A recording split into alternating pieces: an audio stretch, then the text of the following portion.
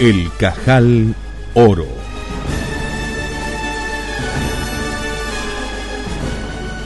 Capítulo 2.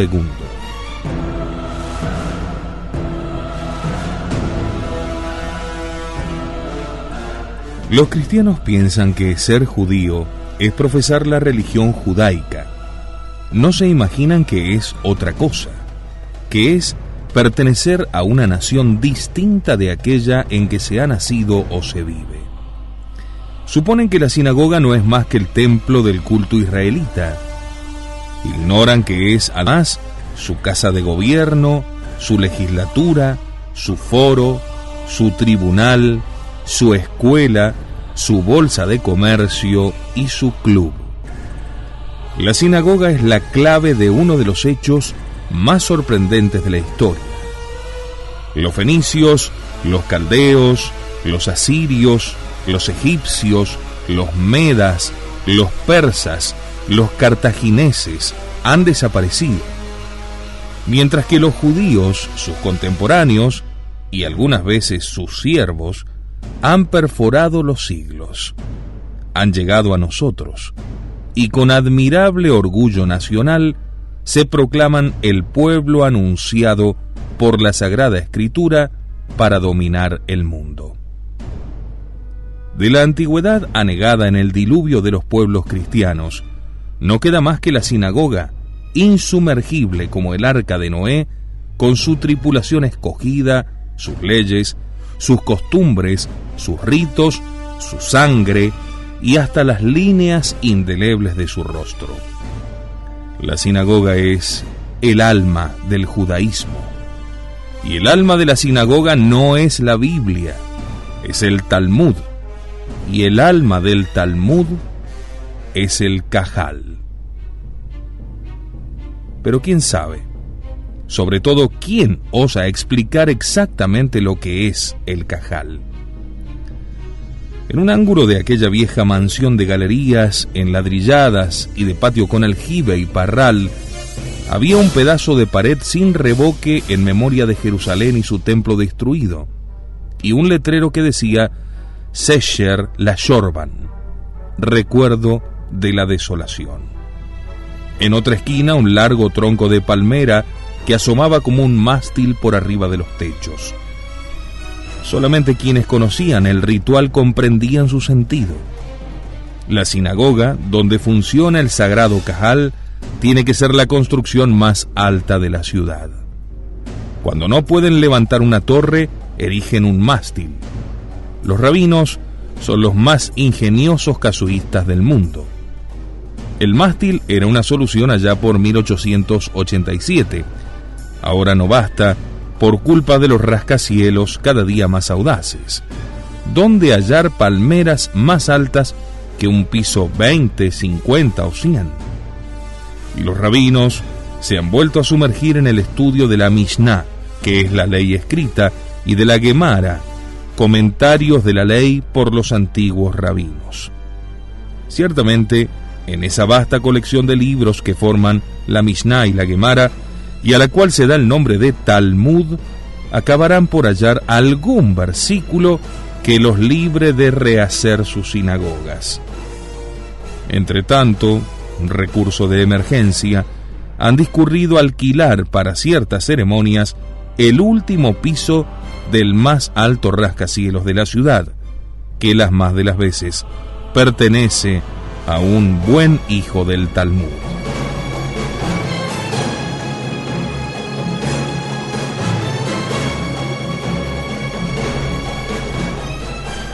¿Qué son, pues, el Cajal y el Bet Din? Desde que un judío toca los umbrales de la vida hasta que sus despojos, lavados con agua en que se han hervido rosas secas y envueltos en un taled, se entierran en la casa de los vivos, Bet Hashaim vive secretamente sometido al Cajal. Tribunal misterioso, como una sociedad de carbonarios, existe donde quiera que hay judíos. Si son pocos y la comunidad es pobre, se llama Kehila. Si son muchos y tienen rabino y sinagoga, ya es un Cajal que manda sobre todos los Kehilas de la región. Y si se trata de una capital populosa, donde habitan millares de hebreos, se instala un gran cajal, con jurisdicción sobre todos los cajales del país. Hace cosa de 100 años, los 300 y tantos judíos de Buenos Aires no hubieran obtenido en Europa o en los Estados Unidos más que un modesto quejilá. Sin embargo, concedíeles un verdadero cajal, en atención a las riquezas del país y a las ilimitadas perspectivas que sus leyes sabias y generosas y su hospitalaria población ofrecen al pueblo de Sion. Esperanzas que no se defraudaron. Hoy, Buenos Aires tiene la honra de poseer un gran cajal, la suprema autoridad de innumerables cajales y quejilás erigidos en ciudades y pueblos argentinos que solo dependen a su vez del gran cajal de Nueva York, verdadero Vaticano judío. Aunque sean varios los miembros del cajal, la acción se le imprime en el más enérgico. Ese puede ser un ilustre rosh, un jefe, un gran rabino o un simple ikur, vocal, y hasta un modesto shemosh, un secretario, que se haya hecho conferir la temible facultad de perseguidor secreto, o sea, ejecutor de las altas decisiones del tribunal. El cajal es un soberano invisible y absoluto. Comercio, política, religión, vida privada en sus detalles más minuciosos, como las relaciones entre padres e hijos, entre marido y mujer, entre amos y criados, todo está regido por el Talmud y fiscalizado por el cajal, que es la expresión concreta. Y aunque instituido para aplicar la ley de Moisés y el Talmud, en la práctica desborda y contradice a la misma ley. La Biblia es como el agua, el Talmud es como el vino, el cajal es mejor aún, como el vino aromático. El mismo Talmud proclama la infalibilidad y la omnipotencia de los rabinos, sus intérpretes. Dice en Erubín 21b, «Hijo mío, atiende más a las palabras de los rabinos que a las palabras de la ley». O en Sefer Captor 121, «Porque las palabras de los rabinos es más suave que la de los profetas». O esta otra, «Y el temor del rabino es el temor de Dios», a tal punto que si un rabino te dice que tu mano derecha es tu izquierda y que tu izquierda es tu derecha, debes creerle. Rabí Rashi. O la otra cita anterior de Maimónides.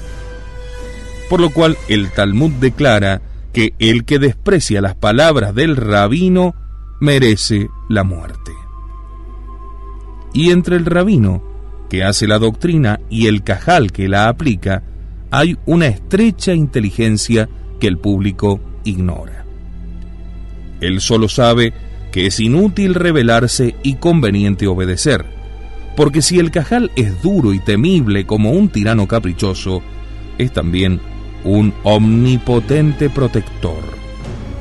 Junto al cajal que legisla y manda actúa el Bet Din, verdadero tribunal secreto que se aboca a todo pleito judío y lo juzga no conforme a las leyes del país, sino conforme al Talmud, y sus sentencias se cumplen, así el condenado se esconda en el seno de la tierra. Ambos tribunales funcionan en la sinagoga.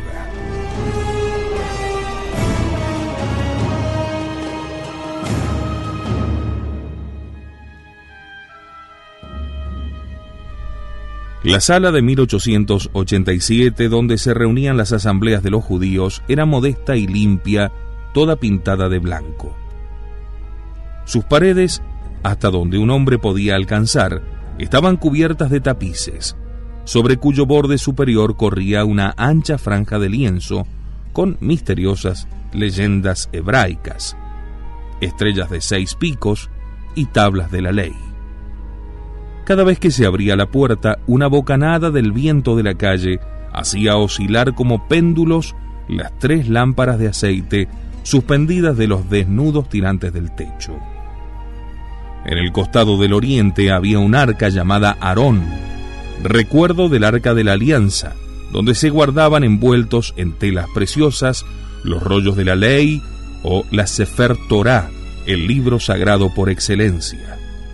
La Torah contiene los 5 libros de Moisés, el Pentateuco, que es la historia del pueblo de Israel desde la creación del mundo hasta la muerte de Moisés, y su legislación civil y religiosa. En largos rollos de pergamino minuciosamente preparado, un copista de rara habilidad, empleando tinta negra cuya estricta fórmula dan los rabinos, ha escrito a mano el antiquísimo texto sin cometer un solo error. Bastaría, en efecto, que se hubiera equivocado en una jota, o que su tinta no fuera la del ritual, o se descubriera que una de las pieles había sido aderezada por un cristiano, para que toda la obra fuese desechada como indigna de la sinagoga. Hacia el tercio de la sala, no lejos del Aarón, estaba el altar, sobre el cual ardían 4 velas, para facilitar la lectura de la Torá, ya que la luz de las oscilantes lámparas era harto mezquina. Seguían los escaños para los fieles. Blumen sentóse en el primer lugar, por haber comprado al Cajal ese privilegio. A su lado sentábase Mauricio Cohen, de Varsovia, descendiente de la familia de Aarón, los antiguos levitas, como lo indicaba su nombre. Cohen es sacrificador. En otros escaños sentáronse diversos personajes, todos con el sombrero puesto, porque los israelitas en la sinagoga y en la mesa y en sus visitas permanecen cubiertos.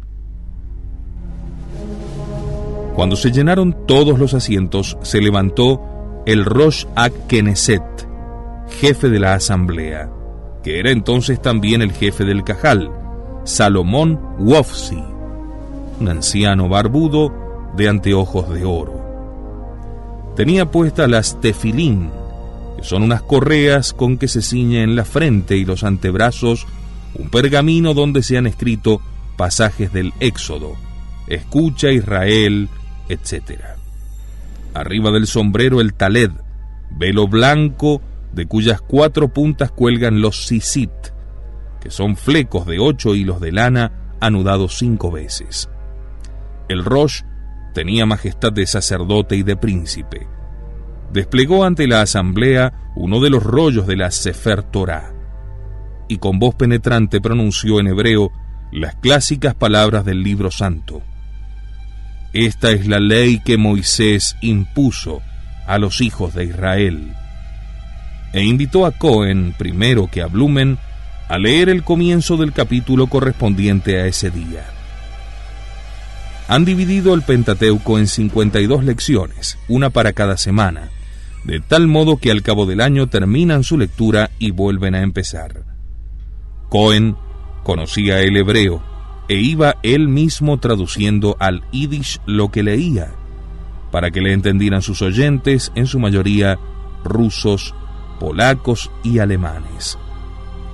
Luego fue el turno de Zacarías Blumen, que entendía la letra hebrea pero no comprendía el texto y necesitaba el auxilio del traductor de la sinagoga, el cual lo interrumpía al final de cada versículo, si era la ley, o de cada 3 versículos, si eran los profetas, marcando así la menor veneración que merecen los profetas comparados con Moisés, y ponía sus palabras en lengua vulgar. Zacarías Blumen, más rico que Mauricio Cohen, sentíase humillado por su ignorancia.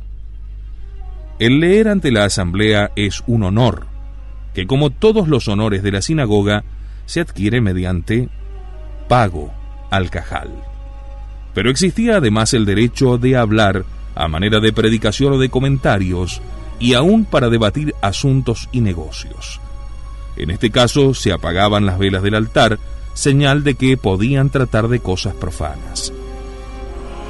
Esa noche Zacarías Blumen pidió la palabra. Su voz era exánime y sin timbre, mas sus ojos lanzaban rayos penetrantes. Quiero que, según nuestras leyes y costumbres, el Cajal ofrezca en venta la casa de don Justino Adalid, en la calle Florida, y su estancia de 18 leguas cuadradas con haciendas y colonias. Gracias a la poca luz pudo Mauricio Cohen disimular su fastidio. No habló, sin embargo, ni miró a Blumen, que con la cabeza caída sobre el pecho aguardó la respuesta del Cajal por boca del jefe. El vecino de Cohen a su derecha dijo a este en voz bajísima: «Yo ofreceré por usted. ¿Hasta cuánto?». Cohen escribió con el dedo sobre la tabla del escaño para que nadie advirtiera su maniobra, la cifra que él quería ofrecer. Mas fue inútil porque Blumen principió las ofertas con una cantidad 5 veces mayor, lo cual significaba su propósito de no dejarse vencer. «Está loco», dijo entre dientes Cohen. Los 6 miembros del Cajal y el Roche deliberaron por fórmula y respondieron a Blumen que aceptaban su propuesta. Él, sin prisa, contó con un centenar de billetes de 100 pesos y los depositó sobre el altar. Y el Roche se puso de pie y solemnemente, los brazos extendidos sobre los ya invisibles rollos de la Torá, pronunció estas palabras: «Hoy, jueves, víspera de la luna Aira, del año 5648, sepan todos que este Cajal ha vendido a Zacarías Blumen por la suma de 10.000 pesos el derecho de explotar la casa paterna y la estancia de don Justino Adalid, desde el centro de la tierra hasta las nubes más altas, para él y para todos sus descendientes. Y sepan todos los judíos que ninguno de ellos puede comprar esas propiedades, aunque el mismo Adalid quiera vendérselas en todo o en parte, por ningún precio, motivo ni pretexto». Zacarías Blumen habló de nuevo: «He comprado el Hasaka, esto es, el derecho de explotar los bienes materiales de don Justino Adalid. Proponga ahora comprar el meropié, o sea, el derecho de explotar su persona». Mauricio Cohen repuso prontamente: «Yo ofrezco 10.000 pesos por ese derecho». Sardónica sonrisa en su rival: «10.000 pesos. Yo ofrezco 100.000». Cohen pareció hundirse bajo aquella cifra, que para un negocio absolutamente imaginario resultaba insensata, y guardó silencio. El Roche se levantó nuevamente, recibió los 100.000 pesos y con fría solemnidad anunció que el negocio estaba consumado y que ningún judío de Buenos Aires ni de ninguna otra parte del mundo podría en adelante prestar dinero o comerciar en otra forma con don Justino Adalid ni sus descendientes hasta la terminación de los siglos. Y para que eso fuera sabido, se mandaría copia del acta de venta a todos los cajales del mundo. 100.000 veces loco, murmuró Cohen. Blumen alcanzó a escucharlo y exclamó con voz lamentable: «He pagado un alto precio. Ahora exijo que el santo Cajal apostrofe y maldiga al que intente burlar mi derecho». «Es justo», dijo el Roche, que extendió las manos otra vez y pronunció ahora esta solemne imprecación: «En nombre de aquel que dijo: no hay más Dios que yo, y yo soy el Dios de todos, que te saqué de la tierra de Egipto y de la casa de la servidumbre, y conozco los pecados de los padres que me aborrecieron en los hijos de los hijos hasta la 4ª generación, y tengo misericordia de los que me aman y guardan mis mandamientos, y en nombre del Cajal y del Bet Din de Buenos Aires aviso a todos los judíos del mundo el derecho de Zacarías Blumen, y si alguien no cumple y lo desconoce, sépase que su pan no es el pan de un judío, que su vino es el vino de un goyim, que sus frutos están podridos, que sus libros son libros de hechicería, y hay que cortar los sisit de su manto y arrancar la mesusa de su puerta, y no hay que comer ni beber con él, ni circuncidar a su hijo, y si bebe en una copa y es de cristal, hay que romperla, y si es de plata, hay que fundirla en el fuego, porque es un nazrí, un pagano. Unos escuchaban con horror, otros con indiferencia.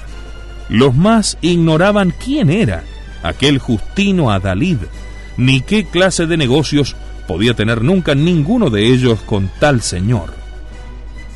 Mauricio Cohen, profundamente irritado, pidió la palabra y se aproximó al altar, las pupilas penetrantes detrás de los gruesos cristales de sus anteojos de oro, las mejillas encendidas, el rubio y escaso cabello en remolinos. Odio personal, fanatismo religioso, intereses desbaratados. Mientras él habló, Zacarías Blumen parecía dormitar. Recordad, hermanos, que se aproximan los tiempos anunciados por los profetas. Dentro de 89 años, según nuestro Zohar, el libro del esplendor, es decir, en 1966, para los cristianos, se levantará el verdadero Cristo, que entregará a Israel el imperio de todas las naciones. El universo no ha sido creado sino a causa de Israel, según afirma el Talmud. Nos han perseguido, nos han dispersado. Con eso, nos han derramado sobre la tierra y hemos podido filtrarnos en todos los países. Hemos destruido los privilegios de las castas y de las coronas, y hemos inventado los privilegios del oro, ídolo que el sumo sacerdote Aarón levantó en el desierto y adoraron los israelitas de Moisés. Somos el 1% de la población del mundo entero y poseemos ya la mitad de las riquezas del mundo entero. No es necesario luchar por la otra mitad. Nos bastará apoderarnos de todo el oro, que es apenas la centésima parte de la riqueza universal. Y cuando ya no quede ni un adarme de oro en manos de los gobiernos ni de los particulares, podremos hacer que los pueblos cristianos mueran de hambre y de frío, aunque posean todo el trigo, todos los rebaños y todas las minas existentes, porque no podrán cambiar lo que les sobre por lo que les falte, y no serán capaces de renegar de las doctrinas que les hemos enseñado. No nos embaracemos, pues, ni de casas, ni de campos, ni de haciendas, que no se puedan transportar ni esconder, y que apartan nuestro corazón de la tierra prometida.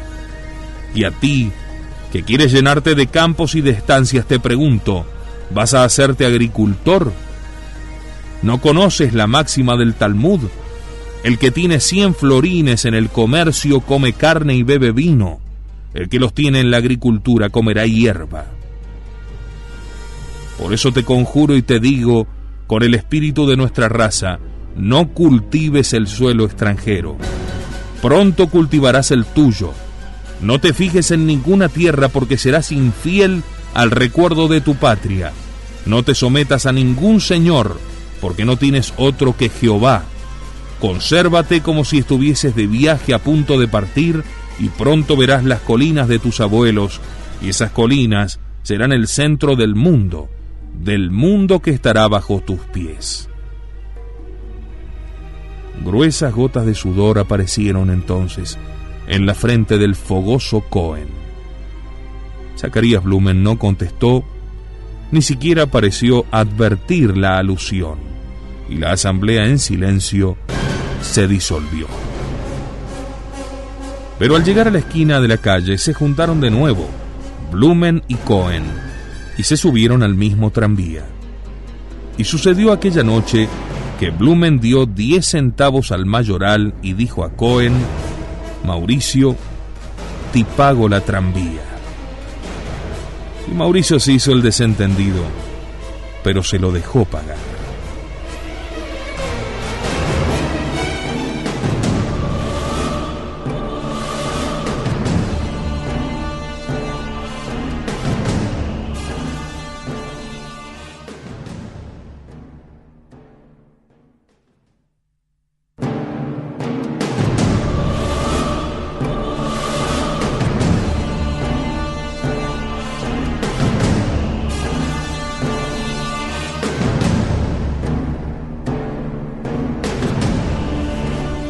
Los que vieron a Zacarías Blumen meterse en su covacha del Paseo de Julio, con sus guedejas rituales, su barbaza retinta y su levita escrofulosa, nunca lo hubieran reconocido en el caballero de frac, atusado y sin tirabuzones, que a eso de las 10 de la noche salió para asistir al casamiento de la hija mayor de don Justino Adalid. De acuerdo con la extraña costumbre talmúdica, acababa de comprar en la sinagoga el derecho de arruinar al rico estanciero. Pero una cosa son los negocios y otra cosa la amistad. Él era ya un personaje a quien agasajaban no solamente los que podían necesitarlo, sino todos esos que alternan gustosos con los ricos, aunque no sean de buena estirpe ni reputación. Zacarías, merced a sus relaciones de bolsa y de banca, iba penetrando en los salones, y como echó de ver que su aspecto era ridículo, resolvió transformarse. Se mandó a hacer un frac por el mejor sastre de Buenos Aires y aguardó la primera invitación. Le llegó en buena hora la de Adalid. Su fiesta haría época en los fastos de la vida porteña y le permitiría ver por dentro aquella casa que tanto le gustaba por fuera. Mandó llamar al peluquero y ante la estupefacción de Milka, se hizo cortar a la moda la barba y el cabello. De frac, con chaleco blanco, una flor y guantes níveos, su mujer y su hijo empezaron a admirarlo. La blandura, la simplicidad, el apocamiento con que se presentaba en público no eran sus cualidades domésticas. En su casa tronaba y fulminaba como un Sinaí, y cuando en las mejillas se le pintaban 2 chapitas de carmín, señales de mal tiempo, la bella Milka y el pequeño Zacarías procuraban echarse a la calle o guarecerse en un rincón. «Yo querría acompañarte, Zacarías», suspiró su mujer, y él respondió: «Como me llamo Zacarías, que significa Dios se acuerda, un día llegará en que hasta los perros de mi casa entrarán en la sala de Adalid». Escalón por escalón iba ascendiendo en la vida social. Ya varias veces había llegado al despacho del presidente de la República. Más difícil resultaba entrar en las aristocráticas mansiones porteñas. La fiesta de Adalid sería pues su bautismo de fuego. Seguramente lo habrían invitado con la esperanza de que no fuese. Temerían verlo aparecer con su indumentaria de mercachifle. No, él sabía muy bien cómo debía presentarse. No le importaba que aquellos pobres goyim, los cristianos, se rieran de su torpe idioma. Era blando y humilde por fuera, por dentro, duro y orgulloso. A su tiempo se despojaría de su humildad exterior y los aristócratas se disputarían su amistad, y las mujeres de ellos, más vanas que ellos mismos y más codiciosas, invitarían a Milka. Señor, señor, pensó Zacarías, lo que voy a tener que gastar en joyas cuando esto suceda, pero no importa. Los brillantes y las perlas bien comprados son una buena inversión. Al peluquero que lo afeitó y ayudó a vestirse le regaló su levita. Te servirá para ir a la sinagoga, Samuel. Sí, el día de Yom Kippur me la pondré, respondió Samuel, pensando que por aquella prenda le daría 2 pesos otro judío de la misma calle. Voló el pequeño Zacarías a la Plaza de Mayo, a 4 cuadras del Hotel Nacional. Recorrió la fila de victorias apostadas allí y eligió una a su gusto y se la llevó al banquero. No conviene llegar a pie a una fiesta semejante, había dicho Blumen, tocando la mesusa de su puerta y besándose los dedos. Y su mujer le clavó una saeta al partir. Apuesto mi tapado de pieles a que a ella la han invitado. Inútil nombrarla. Ella era la mujer de Mauricio Cohen, que se iba introduciendo en todas partes y había hecho del descendiente de Aarón un personaje influyente. Zacarías reprimió un gesto de fastidio acordándose de que Sara Cito, la actual esposa de Mauricio Cohen, había sido desdeñada por él años antes a causa de los bellos ojos de Milka Mir.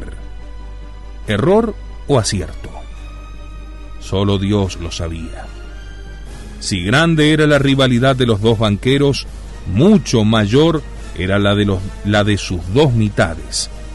Milka, la de Blumen, y Sara, la de Cohen. Esta envidiaba a aquella su fortuna y aquella envidiaba las buenas relaciones de esta.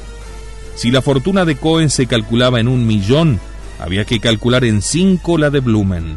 Y sin embargo esa noche, la ambiciosa Milka bebería sola y aburrida el té mientras Sara exhibiría sus collares sospechosos bajo las arañas de los Adalid. El gas tiñó de espectro la cara del nuevo invitado. Los curiosos le abrieron paso sin reconocerlo. Un criado le tomó sombrero, sobretodo y bastón. El dueño de casa acudió a recibirlo y quedó pasmado. «¿Usted es Blumen?» «Para servirle». Mauricio Cohen, su contenedor de esa tarde, en la sinagoga, estaba en el salón con su mujer y ambos corrieron a presenciar aquel prodigio, Zacarías Blumen a la moda.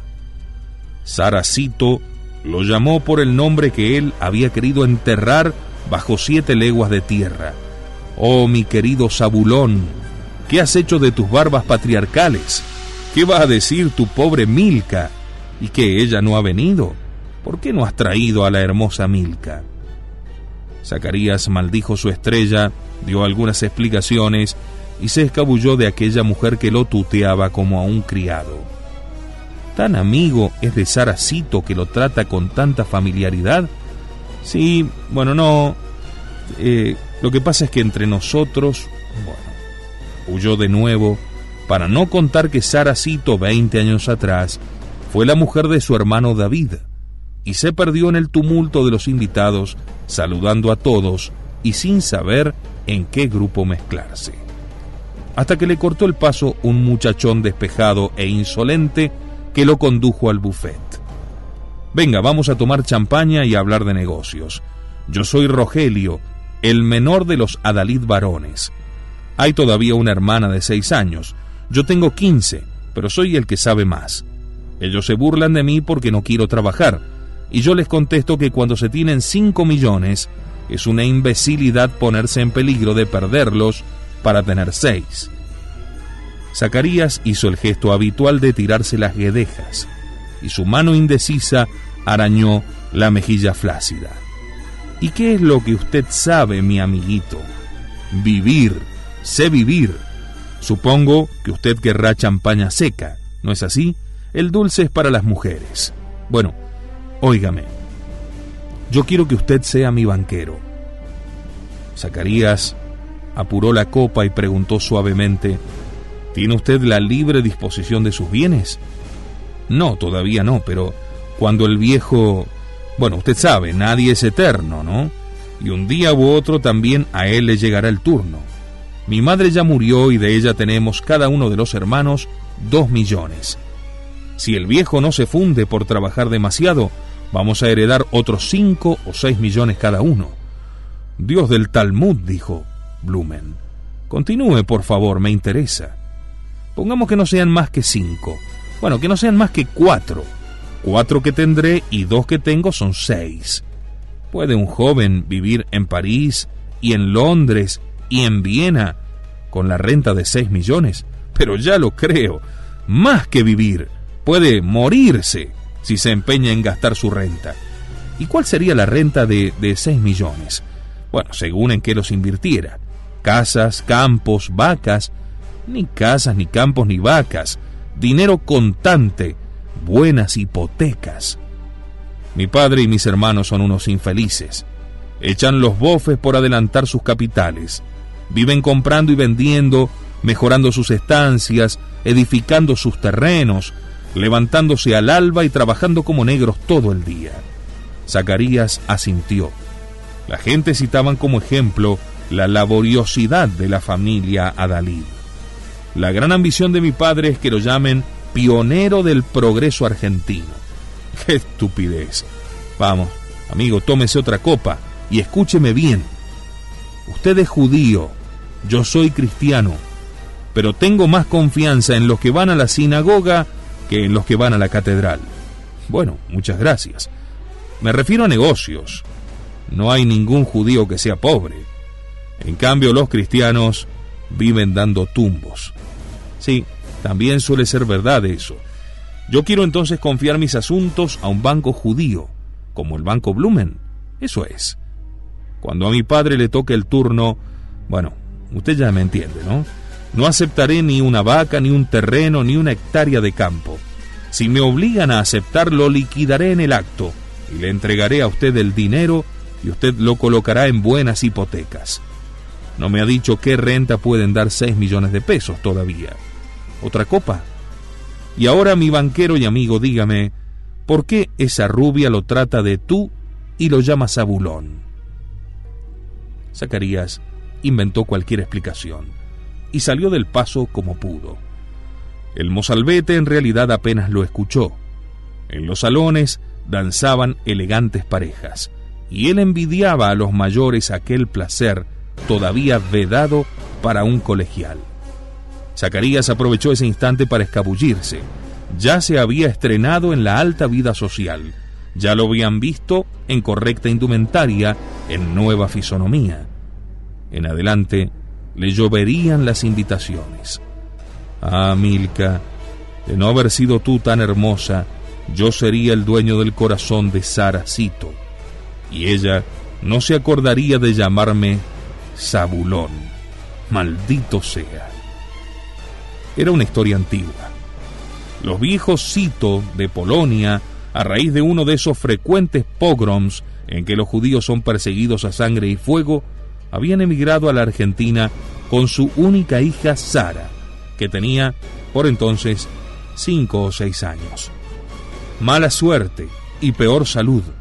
Murieron dejando en la miseria a Sara de 15 años, que no tardó en hallar amparo en casa de los mellizos Zabulón, pues se casó con uno de ellos, David, el más juicioso y tímido y tartamudo.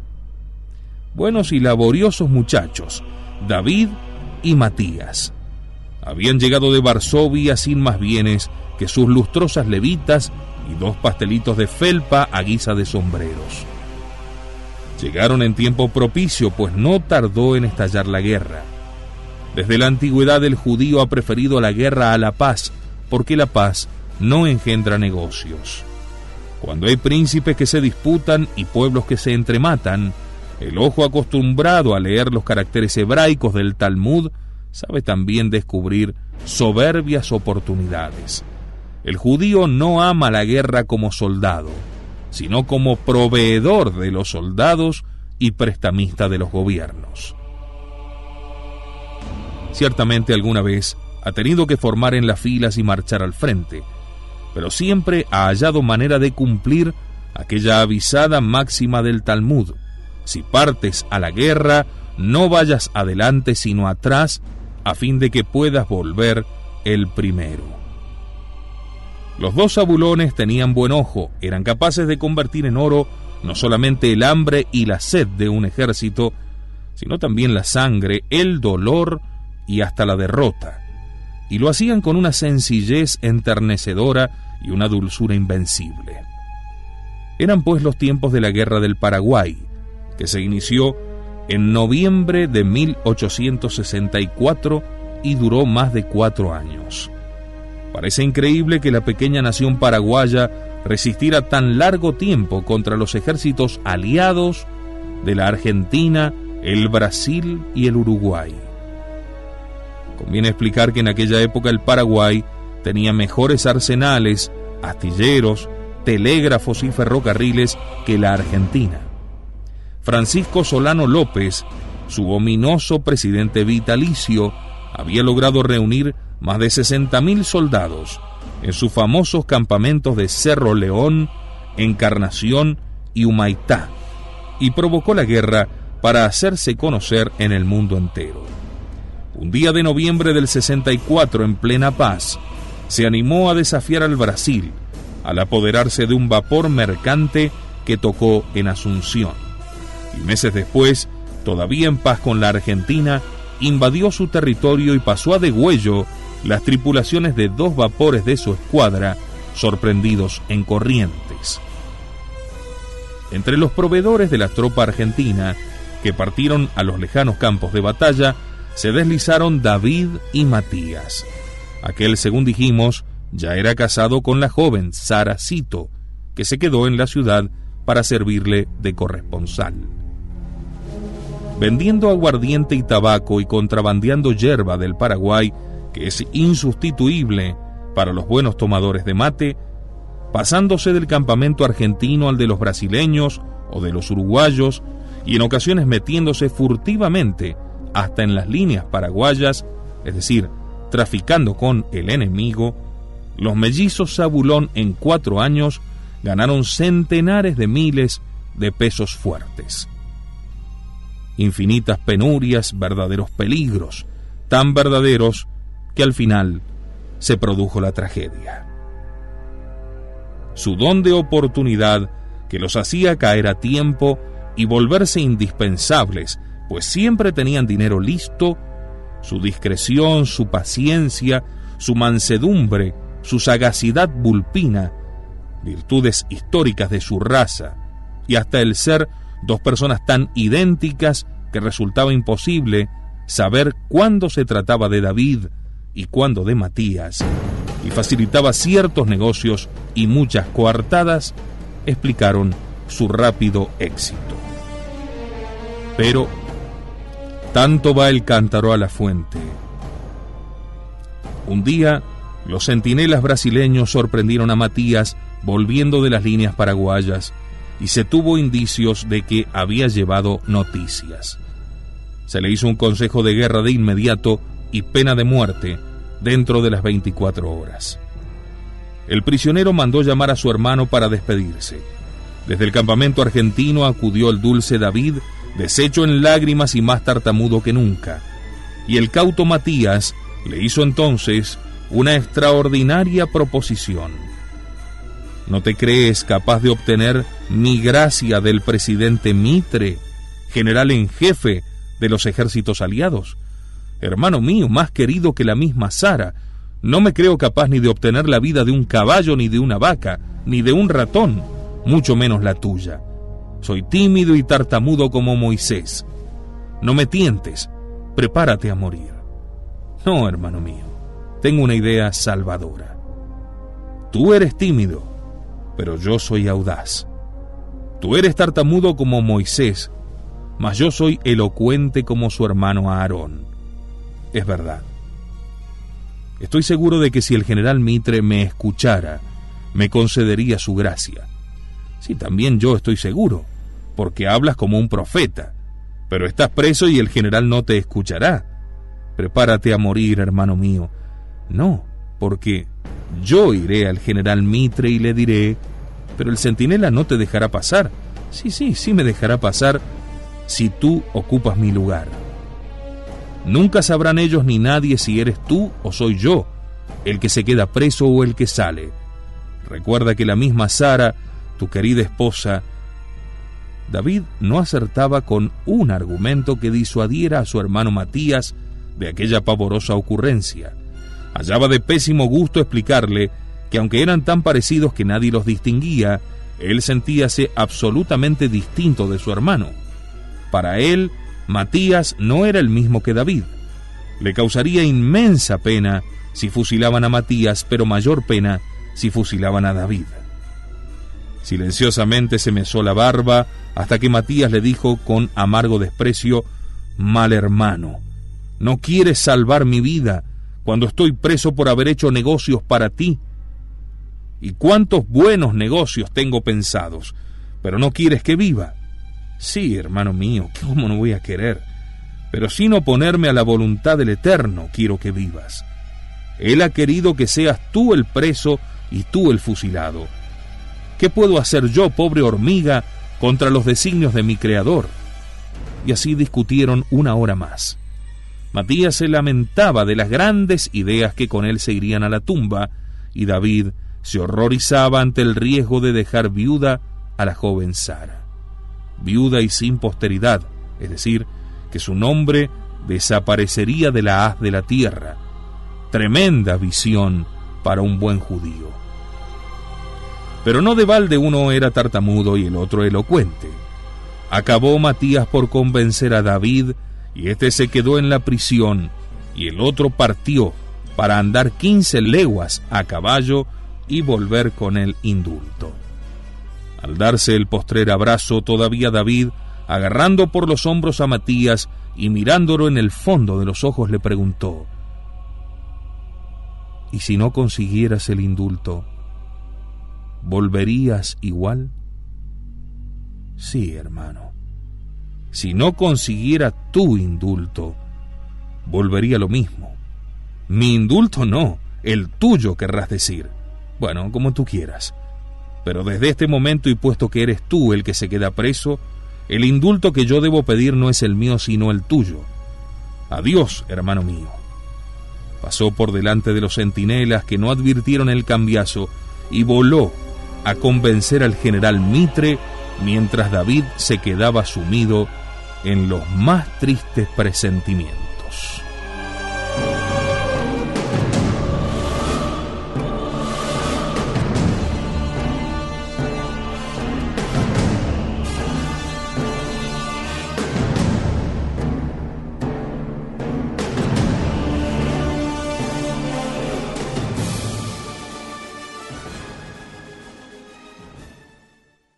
Han discurrido a alquilar para ciertas ceremonias el último piso del más alto rascacielos de la ciudad, que las más de las veces pertenece a un buen hijo del Talmud.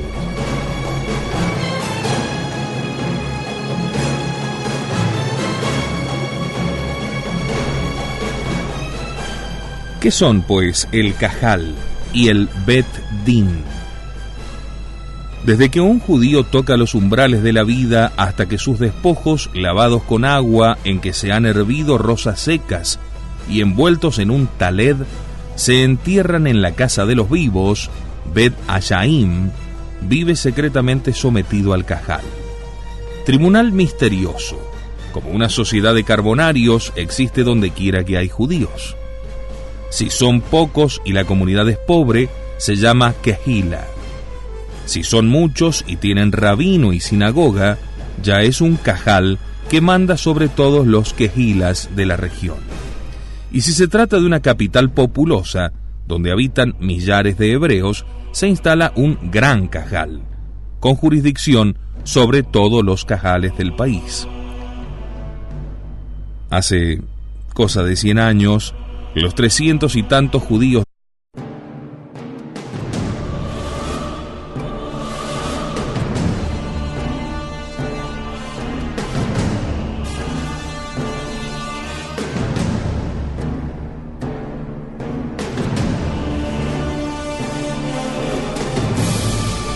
El Cajal Oro.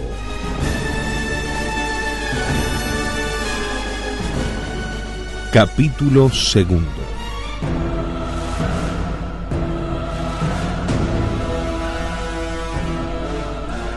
Los cristianos piensan que ser judío es profesar la religión judaica. No se imaginan que es otra cosa, que es pertenecer a una nación distinta de aquella en que se ha nacido o se vive. Suponen que la sinagoga no es más que el templo del culto israelita.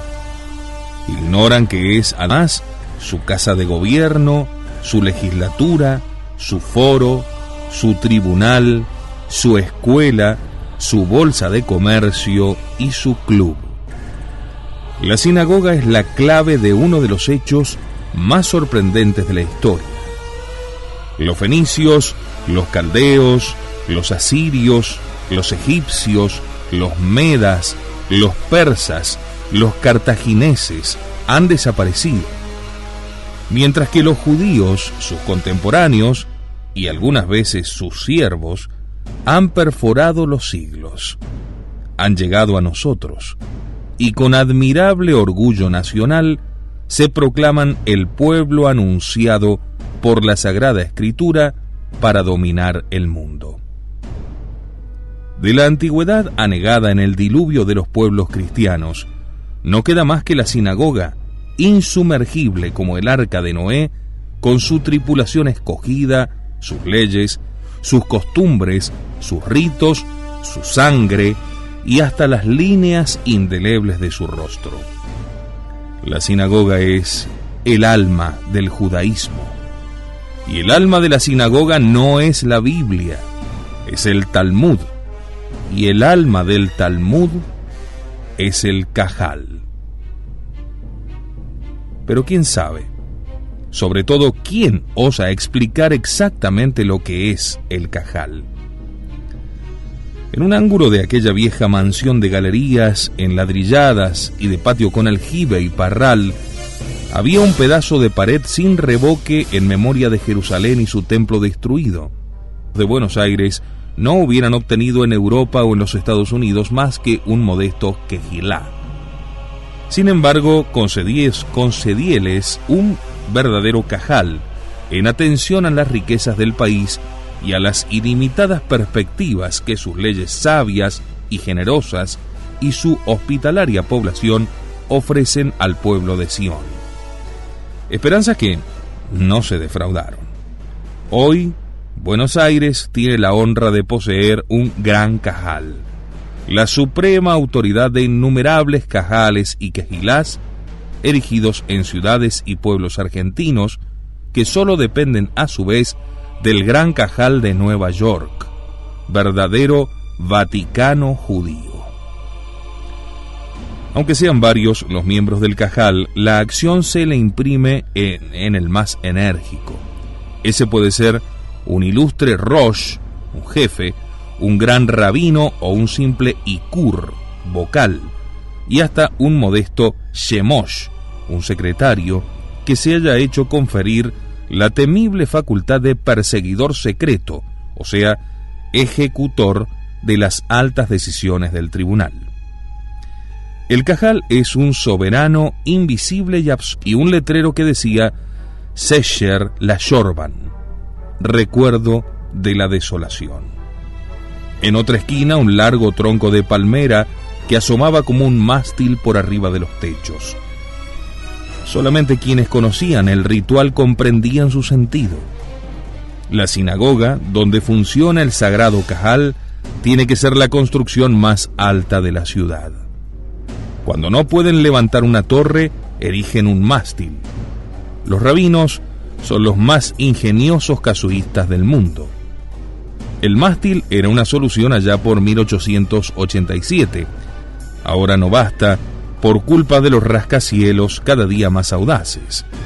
¿Dónde hallar palmeras más altas que un piso 20, 50 o 100? Y los rabinos se han vuelto a sumergir en el estudio de la Mishnah, que es la ley escrita, y de la Gemara, comentarios de la ley por los antiguos rabinos. Ciertamente, en esa vasta colección de libros que forman la Mishnah y la Gemara, y a la cual se da el nombre de Talmud, acabarán por hallar algún versículo que los libre de rehacer sus sinagogas. Entre tanto, un recurso de emergencia,